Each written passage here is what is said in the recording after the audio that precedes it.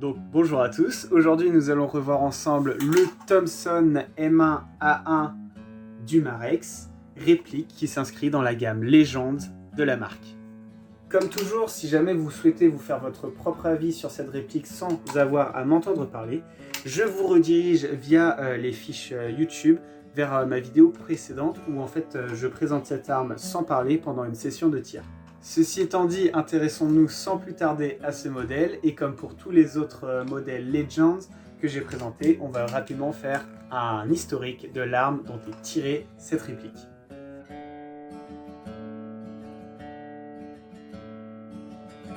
Donc, le Thompson est un pistolet mitrailleur américain conçu par John T. Thompson. Le premier exemplaire a été réalisé en 1917 et la production industrielle, elle, débuta en 1921. Personnellement, quand j'ai vu que Umarex proposait un Thompson, donc ce pistolet mitrailleur, la première image que j'ai eue dans la tête, c'était les GI américains pendant la Seconde Guerre mondiale utilisant cette arme. En effet, et comme on peut le voir dans de nombreux films de guerre, ce pistolet mitrailleur a été très présent dans les mains des troupes américaines, que ce soit sur le théâtre du Pacifique ou en Europe. Cependant, ne parler que de son utilisation par la force armée, c'est omettre une grande partie de l'histoire de cette arme, puisque en effet, que ce soit les policiers américains, notamment à Chicago, ou la pègre, ont largement aussi utilisé cette arme. Plus tard, on en rencontrera même dans la guerre de Corée. Je vais m'arrêter là pour l'aspect historique de l'arme.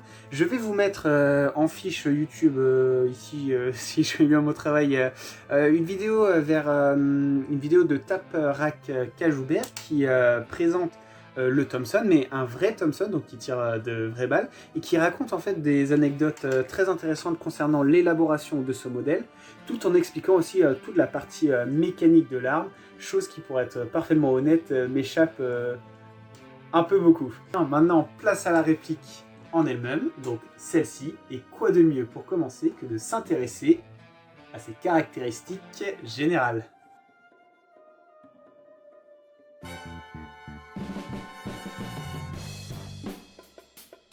Donc, si on commence par les matériaux utilisés, on retrouve une grande partie de métal, puisque en effet, toutes les parties noires en fait, que vous pouvez voir, c'est du métal. Pour ce qui est du reste, donc les parties marron, ce n'est malheureusement pas du vrai bois, c'est du synthétique. Et à titre de comparaison, voici le bruit que fait le synthétique sur la crosse.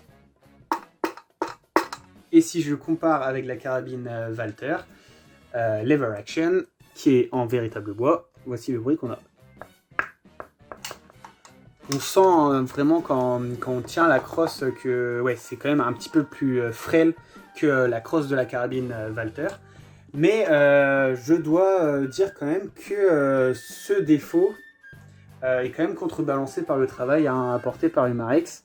Ils ont vraiment travaillé à rendre du coup le synthétique en fait donner un aspect bois, et je trouve que l'imitation est particulièrement bien réussie.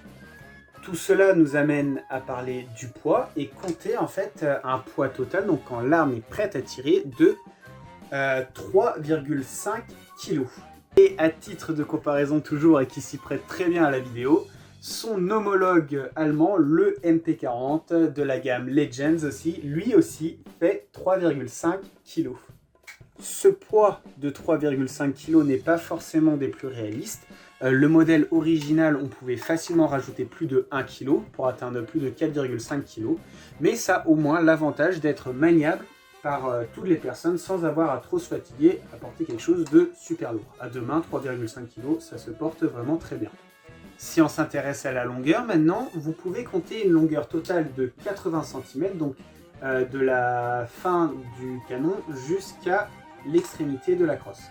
80 cm, c'est également, ça se rapproche de la longueur du MP40 crosse dépliée.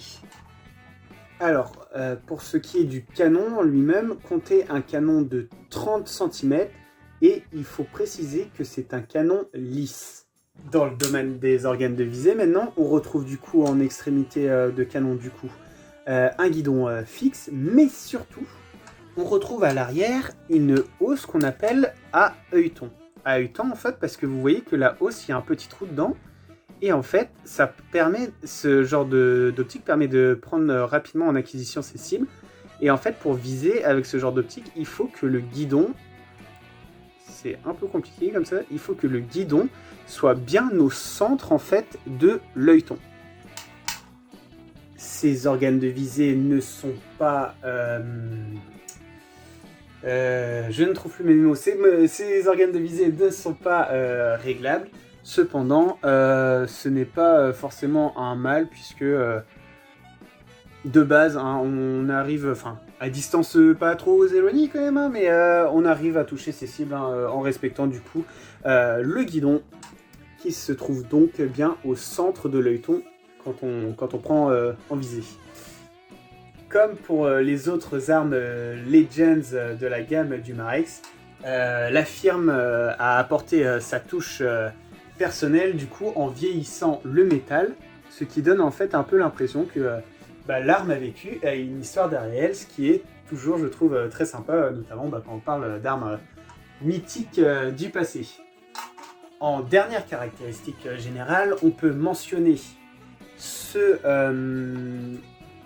comme ça on le verra mieux, ouais comme ça, ce levier d'armement qui est parfaitement fonctionnel, mais ça on y reviendra dans la seconde partie de la vidéo. Et sinon on peut aussi préciser que nous avons ici une attache et sur la crosse une autre attache, donc deux attaches pour en fait accueillir une sangle 2 points. Pour ce qui est de l'achat en lui-même, je me suis fourni ce modèle via l'armurerie Loisirs.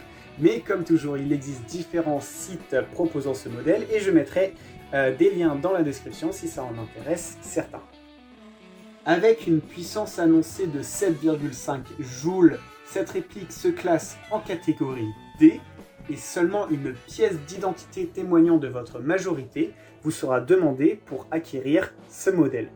Je vais vous retrouver dans une seconde partie pour expliquer très simplement comment on utilise ce Thompson.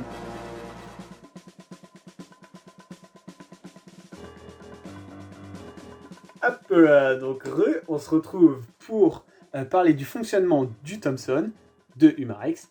Ça ne va en rien être quelque chose de très compliqué avec un démontage et toutes ces pièces ou quoi que ce soit. Non, c'est plutôt considéré comme un guide illustratif tout simple pour les nouveaux possesseurs de ce modèle. Alors, le Thompson d'Umarex est une arme à air comprimé qui puise sa source dans des sparklets de CO2 de 12 grammes. Tout comme le MP40 Legends, on en utilise 2 simultanément. Et tout comme le MP40, l'insertion du CO2 se fait dans le chargeur de l'arme. Pour la Thompson, il y a une petite manipulation, rien de fou à faire, qui reprend en fait la manipulation du modèle original. Vous voyez là ce petit levier ? Il faut en fait exercer une pression vers le haut. Comme ça, vous voyez, je peux le bouger. Et avec l'autre main, c'est compliqué comme ça, on exerce une pression vers le bas pour le retirer, tout en maintenant du coup le levier vers le haut. Hop, là, j'ai donc mon chargeur dans la main. Donc là, ok, j'ai le chargeur dans la main. Et si jamais je regarde le bas du chargeur, je vois que j'ai une vis percutrice. Si avec la clé Allen fournie avec le produit, je viens dévisser cette vis. Oui, j'ai dit dévisser, hein, pas visser, c'est mieux. Hop.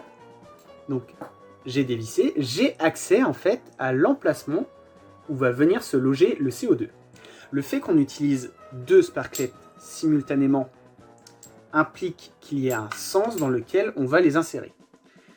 Ça, c'est le sens normal du chargeur. Et si jamais, du coup, je le retourne, la première sparklet va goulot vers le bas. C'est-à-dire comme ça. Goulot vers le bas. Je laisse glisser, tout simplement. Et la deuxième sparklet va goulot vers le haut. Donc, comme ceci. Bien sûr, si on veut entretenir un maximum de temps ces airguns, on peut rajouter sur l'opercule des sparklets une goutte d'huile qui protégera les joints de la décompression des gaz. Lorsque vous avez inséré vos sparklets, il ne vous reste juste à revenir visser. Là, je ne vais pas percer parce que j'ai pas l'intention d'aller tirer, mais Vous allez venir visser et vous allez en fait visser jusqu'à ce que vous allez entendre des fuites de gaz. Cette fuite de gaz est en fait due à l'aiguille percutrice donc de la vis, mais également l'aiguille percutrice qui se situe dans le chargeur, donc à ce niveau-là à peu près, qui va simultanément percer les deux capsules en même temps. Ça ne sert à rien de faire 4000 tours pour serrer comme un bourrin. Dès que vous entendez qu'il n'y a plus de fuite de gaz, c'est bon, ne forcez pas plus, au risque sinon d'endommager vos aiguilles. Et ce serait dommage du coup d'avoir une réplique non fonctionnelle par la suite. Donc ok, on a inséré notre CO2. Cependant, vous ne pouvez pas encore tirer parce qu'on n'a pas encore inséré les munitions dans le chargeur. Les munitions en question sont des Steel BBs de 4,5 mm de diamètre. C'est parfaitement classique dans le domaine des airguns. Et pour venir insérer ces BBs, on voit qu'on a un chargeur avec une languette. Tout ce qu'il faut, c'est abaisser la languette et vous voyez que à ce niveau, on a une encoche un peu plus épaisse. C'est par là en fait qu'on va insérer nos BBs. Ce que j'aime bien faire, moi, c'est me mettre au-dessus d'un comment je peux appeler ça, d'un support tout simplement, genre une table ou quoi que ce soit. Et en fait, je tiens mon chargeur vers le bas, j'ai ma languette dans le pouce et avec mon autre main, je viens verser entre guillemets des BBs dans la rainure qui viennent alors tout simplement se loger dans le chargeur. Ce chargeur a une capacité annoncée de 30 BBs. Petit fait intéressant, c'est que contrairement au chargeur du MP40, les BBs en fait sont dans une conformation qu'on appelle en fait en simple fil. En effet, dans le chargeur du MP40, vous voyez que là on a en fait deux colonnes entre guillemets de BBs. Un chargeur de MP40 comme ça, s'il est correctement rempli, je peux mettre 50 BBs. Là, je peux en mettre que 30 puisque on est en simple colonne. C'est à titre d'information et ça se rapproche même plus de la capacité réelle du Thompson pendant la Seconde Guerre mondiale. Une fois que vous avez vos BBs dans votre chargeur, il n'y a rien de compliqué, on vient juste reprendre son corps d'arme et on vient réinsérer le chargeur. La petite chose qui est importante de noter, c'est qu'on a un petit rail, en fait, vous voyez là, cette partie-là, un petit rail qui guide la réinsertion du chargeur. Il faut juste penser à bien insérer le rail. Là, vous voyez, il y a un rail tout simplement. Je viens l'insérer comme ceci. Quand on est arrivé à ce niveau, si je ne galère pas trop comme toujours, quand on est arrivé à ce niveau, il ne faut pas hésiter à aller d'un coup sec, vraiment sec et presque donner encore un coup pour être bien sûr que le chargeur soit en place. En effet, contrairement à la MP40, au MP40, je vais illustrer, ce sera plus simple. Contrairement au MP40, on n'a pas ce petit, et aux autres armes aussi, on n'a pas ce petit, vous savez, ce petit clac en fait qui indique que le chargeur est correctement mis. On entend un clac, enfin on sait qu'on a bien mis le chargeur. Pour la Thompson, c'est vrai qu'on n'a pas ce bruit, et ça m'est déjà arrivé que sans clipser trop fort, je me retrouve avec un chargeur qui me retombe dans les mains parce qu'il n'était pas correctement clipsé. Donc là, j'ai mon chargeur qui est sur mon corps d'arme, j'ai ma source de propulsion, donc mes deux sparklets de CO2, j'ai mes Steel BBs, je suis presque prêt à tirer, si ce n'est qu'il faut encore armer ce levier d'armement qui est fonctionnel. En effet, le Thompson du Marex est une arme qui est une arme blowback et qui utilise ce levier d'armement. On va y revenir prochainement. Donc si je reprends avec vous à partir de maintenant, j'ai mes deux cartouches de CO2, j'ai mes Steel BBs, j'ai armé mon levier d'armement, je suis presque prêt à tirer. Tout ce qu'il me reste à faire, c'est retirer la sûreté. La sûreté, sur ce modèle, se joue avec le levier, ce levier-ci, le plus proche de la crosse. Comme sur le modèle original, si la tige est orientée vers la crosse, je suis en sûreté. Je ne peux pas appuyer sur la queue de détente, une pièce vient bloquer le mécanisme et aucun coup ne partira. Maintenant, si j'envoie ce levier vers le canon de l'arme, donc la tige vers le canon de l'arme. Là, du coup, tout simplement, je retire la sûreté et je peux tout simplement tirer. Chose intéressante, sur ce modèle, il y a deux modes de fonctionnement. Le mode semi-auto et le mode automatique. Pour choisir le mode que l'on souhaite, on vient jouer avec ce deuxième levier. Si ce deuxième levier est orienté, la tige de ce deuxième levier est orientée vers la crosse. Je suis en mode semi-auto, c'est-à-dire qu'à chaque fois que j'appuierai sur la queue détente, un seul coup partira. Pour passer en automatique, comme sur le modèle original, tout simplement, ce deuxième levier, hop, je l'envoie vers le canon, et là, un appui maintenu sur la queue des détentes, et l'arme tirera autant de steel BBs et de gaz aussi. Enfin, autant de steel BBs qu'il y a dans le chargeur, et à condition, bien sûr, d'avoir suffisamment de gaz pour. Chose intéressante, c'est que c'est une arme qui dispose d'un mode blowback. Vous vous souvenez de ce levier d'armement ? C'est très sympa sur cette réplique, puisque à chaque tir, je dis bien à chaque tir, c'est tout simplement ce levier d'armement va revenir en arrière et se remettre en place pour aller remettre en fait une steel BBs en chambre. C'est donc le modèle blowback qui confère donc à chaque aller-retour un léger recul à la réplique, ce qui est vraiment très sympa et ajoute grandement au réalisme de l'arme. Une fois votre séance terminée, pensez toujours à revenir en sûreté. Hop, en sûreté.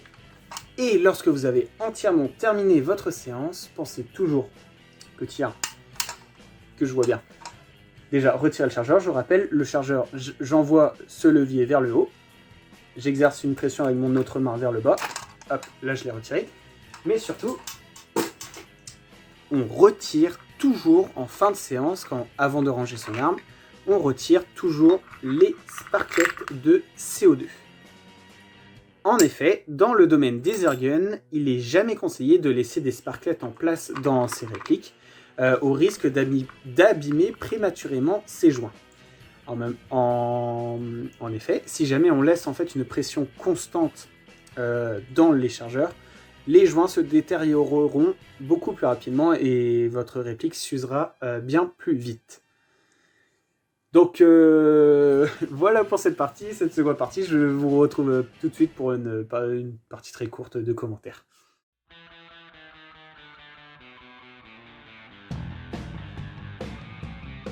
Alors, que pouvons-nous dire de ce modèle M1A1 de Thomson, du coup, du Marex ?